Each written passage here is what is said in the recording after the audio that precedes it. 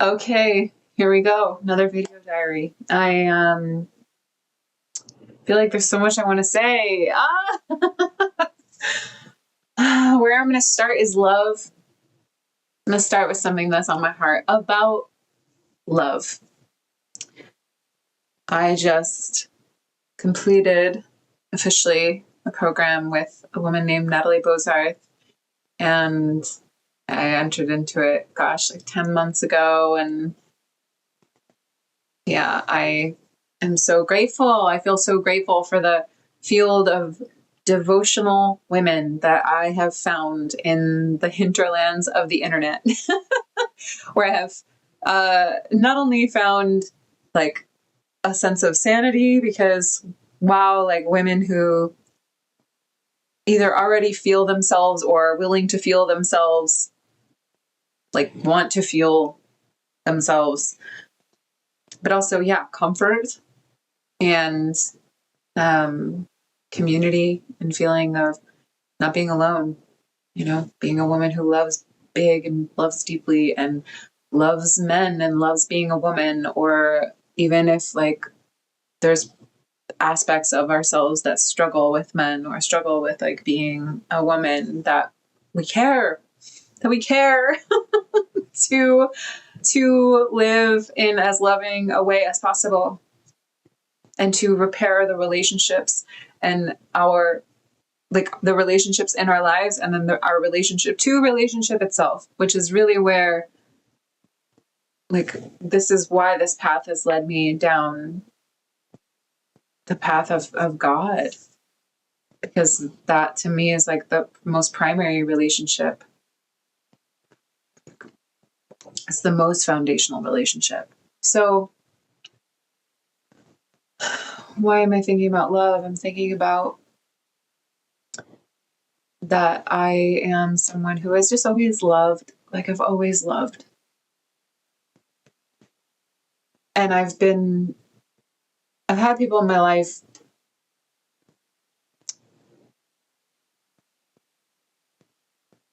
I've had people be like suspicious about that love. Like think I was like too loving, too positive, too,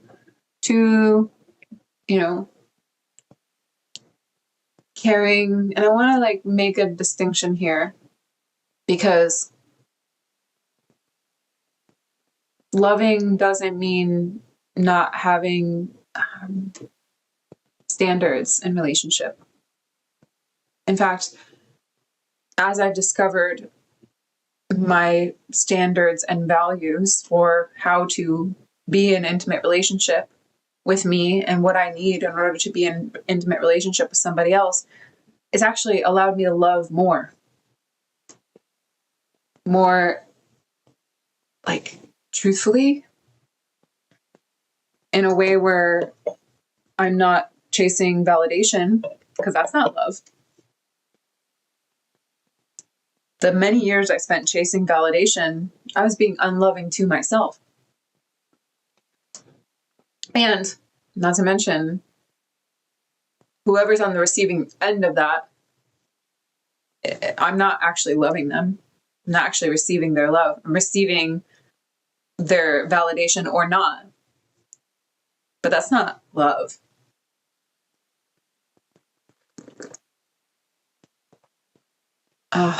Love.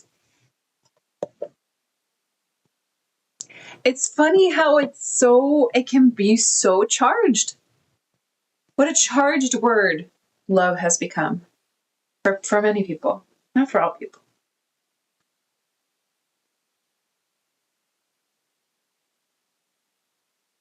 And I just keep coming back to God in these conversations. And that's what came up in this final call inside of this experience called Exposed with Natalie. What a beautiful woman, what a beautiful heart. She is one of the women who has like created this field of permission for me to come back, to come into relationship with God in the deepest way I've ever known. I'm so grateful to her.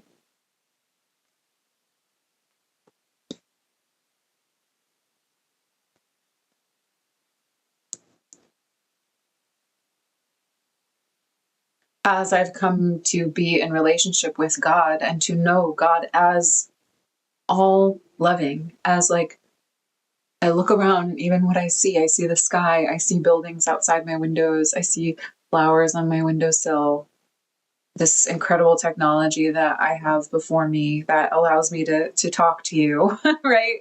In some, like, I'm sending this message and it's going to land at some point for you and it'll be the present moment for you. But this is like, I'm sending it into the future right now, right? What? Like, what? That's amazing. It's amazing. Like, the, the gift of being alive. The gift of being alive is it is the gift of love expressed here in the material realm. We get to experience this. We get to be here. I get to be here in this body, drinking tea, sharing my heart with people who are listening, perhaps halfway across the world.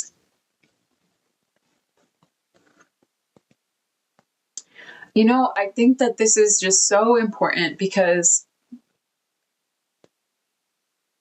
friends, I don't pay attention to headlines every day. I can't. I chose a long time ago to not do that anymore because it and I'll share about this more at some point, but like I was just nonstop. What is going on in the world and and I was panicking all the time and just like, oh my God, I gotta help all the people. And I was just so caught in the activism that I was doing and like the raising awareness and like needing for other people to know all the horrors that are happening in the world. And long story short is that I got burnt out.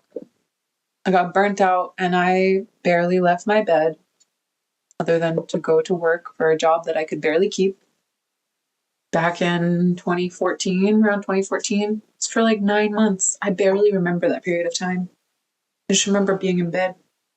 I felt so burnt out.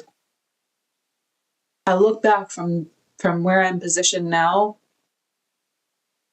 and I'm like, yes, I loved, but there were ways that I was not being loving to myself. And I had to go on this journey of like figuring that out.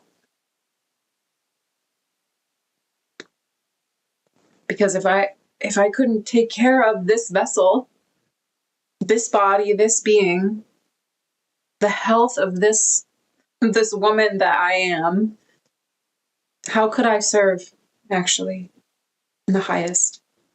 Sure, I could serve from a place that was, strained and overworked, but look, I don't want to live that way. And what I know now is that God does not want me to live that way. And I don't want to see other people or other women live that way. If I can help it, like our being nourished, being regulated, having an emotional equilibrium that we like have learned to come back to be in this stasis, like doesn't mean don't ever get upset. No, that's part of it. Like that's part of life is like, yes, going on the waves, riding the waves of emotions, but not letting oneself be snagged and dragged by reactivity. Because what I've seen in myself, what I witness in others and what I've seen in myself is that pulls me out of love, actually.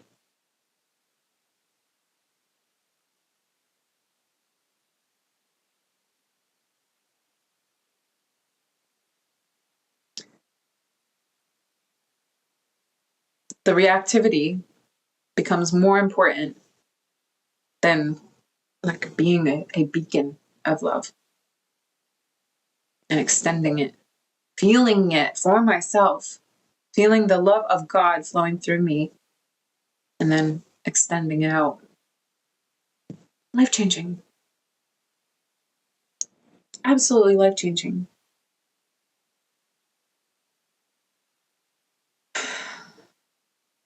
I just feel that this is so important in the times that we're living in. You know? There's people out there who have got it down. They're good. Like, they're like living their lives. They know what they're doing in the world. They know how they serve. They show up every day.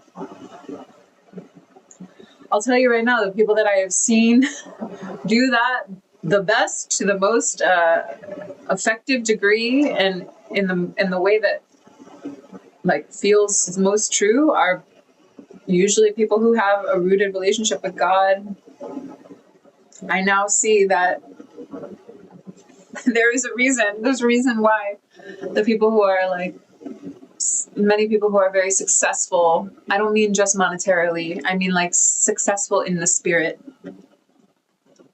right? Like, I don't know if financial success is really success in my eyes, in my view, if a person is like suffering. That to me is not really like success in the spirit. So, but people who have financial success and they're like living healthy, they have healthy bodies that they tend to, healthy relationships, healthy families, you know, they're being of service in some way in their corner of the world. That's like spiritual success to me. And most of those people that I've seen have some kind of relationship with God.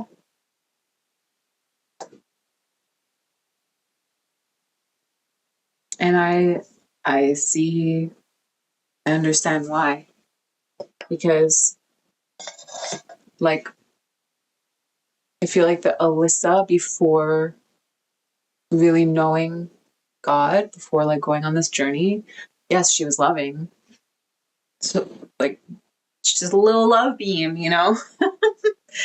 but I you know, there were ways that I got lost and I got tangled up in stuff that like I thought was like the loving way, the loving path. There were moments where, you know, giving into what I perceived men wanted, and I might have thought that that was coming from a loving place. No, it wasn't. With God's eyes, with God's view on my life now, I can see that. I always had that love inside of me, but it's like God amplifies the love that I'm capable of being and sharing. There's no way that I can't be amplified and like the love that I'm here to share and to give and to serve with, having God in my life.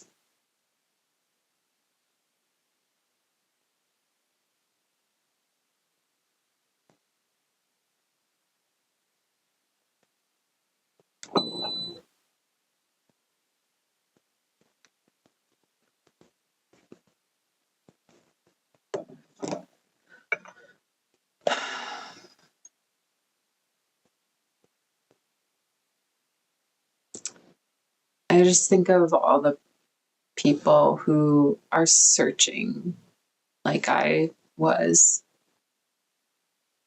searching for like answers, for, you know, especially in the world, the chaos that is present in the world, like being, when I used to be so caught in that, like that's all I could see really, searching for the answer, you know. And now I'm like, wow,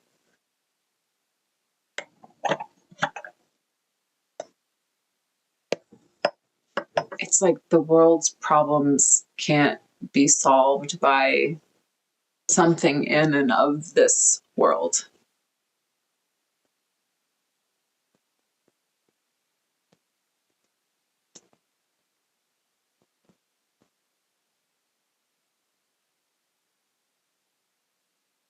What we see, what we experience is so small compared to like the great creator, isness, the great I am of it all.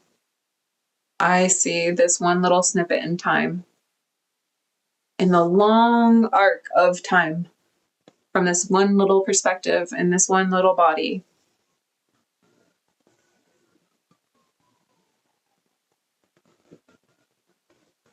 God sees it all.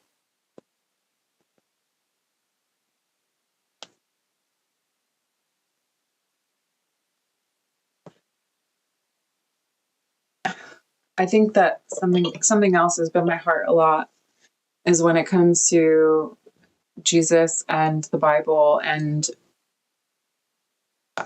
seeing fallible humans, for example, leading a church, and then church leaders that fall, church leaders that do really heinous things, and the hurt that it causes for people, right, who are just really there to connect in community and love God together, and then to find out like the leader of your church or a leader at your church has been abusive in some way. My goodness, the level of like betrayal that is, and confusion that can bring. And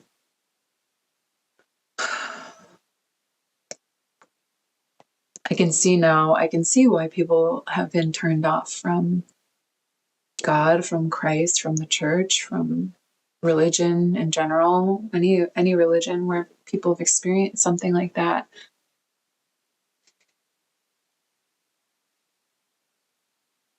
And I just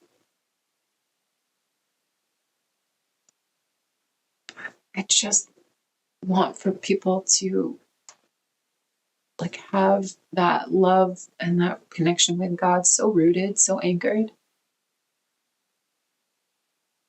that we don't rely on the authority of other like individuals who may be fallible, and at the same time we stay willing to trust other individuals who may be fallible, right? But it's like, for me to be anchored in my body, in what is real and happening and alive in my body, and then to be anchored in relationship with God.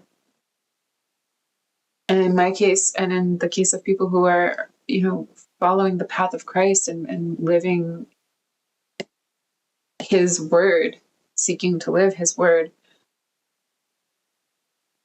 to be so anchored in Christ. Like my experience of and with him.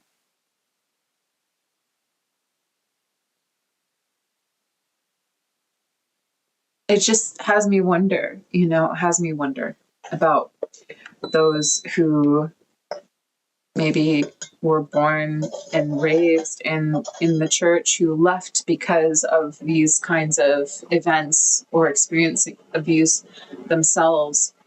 And I gotta be honest, I can't help but wonder for such people, like, what would happen were they to like come into relationship with God and with Christ themselves, for themselves, not because of what people told them when they were growing up or how they should live, right? But for themselves, for ourselves, to have that connection with God because of what it does for one's soul. I obviously can't speak for anyone's experience, but I genuinely wonder about this. There's just this like something in me that feels so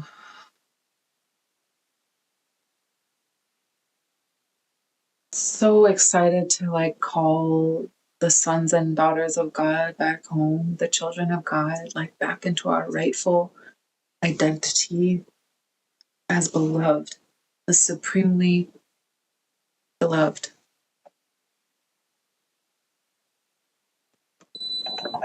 that we need not rely on that love from other people. That doesn't negate that we are social beings and we are like relational by nature, and there's ways that yes, we need each other, but also that we don't rely on each other to get love because we be so filled by the love of God.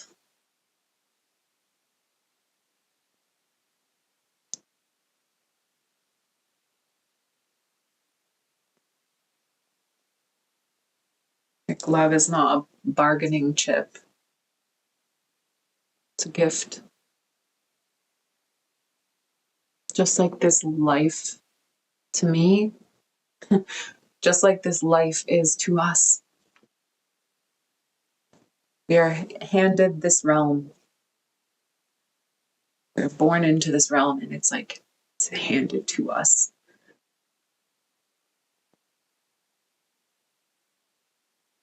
How do we steward what we have been given?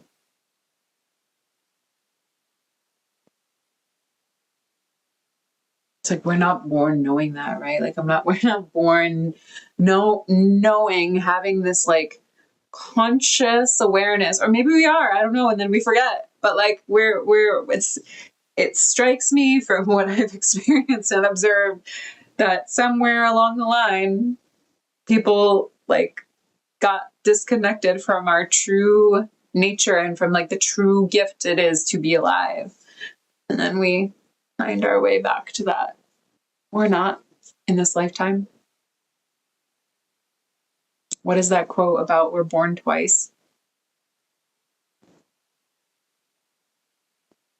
Like when we're born, but then when we like discover what it really truly is to be alive.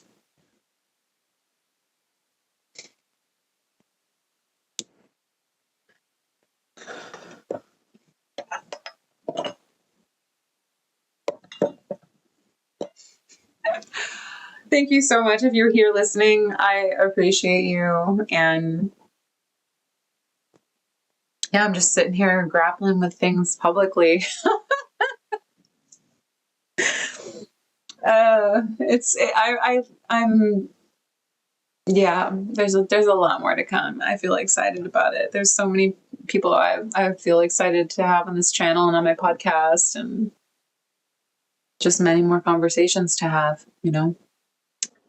Feels really good to take all these things that I've like talked about in these, you know, private spaces and Zoom rooms and in the privacy of my own home and phone calls, right? And just like bring it here, because as I realized that like we weren't the, you know, I wasn't the only one, and I found people that I could talk to about these things, realizing, oh wow, there's probably so many more people out there who would care to join in such conversations, because I really care. I really care about having thoughtful conversations and dialogue and creating permission to not know everything there is to know and to have questions, you know? And sure, I have like convictions and values that I stand in and that I stand by. I'm so grateful about that. But like, I have so many more questions than I have answers, you know?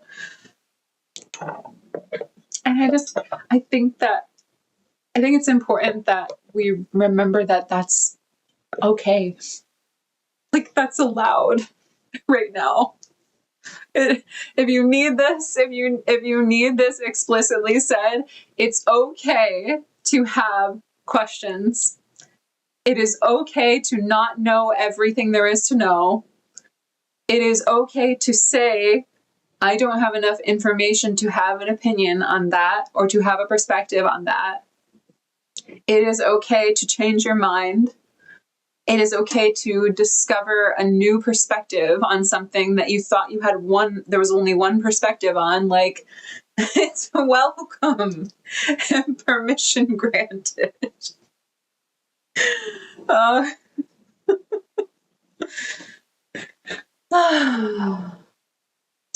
We're just on a rock floating through space. A very big one with water on it, which is such a miracle. Anyway, my prayer for you, if you've made it this far, is that you appreciate being here, being in this body that you have, having the home that you have, the food, the friends, the access to technology, the water, the heart, the mind, the spirit.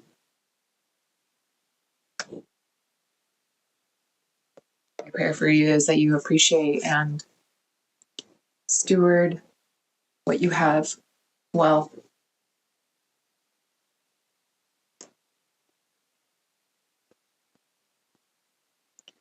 And that if you love, may you love without apology. May you be and embody the profound love that is available to us always. May you be that unapologetically.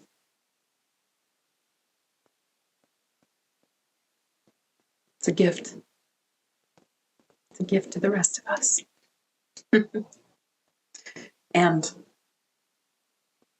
my hope is yourself as well.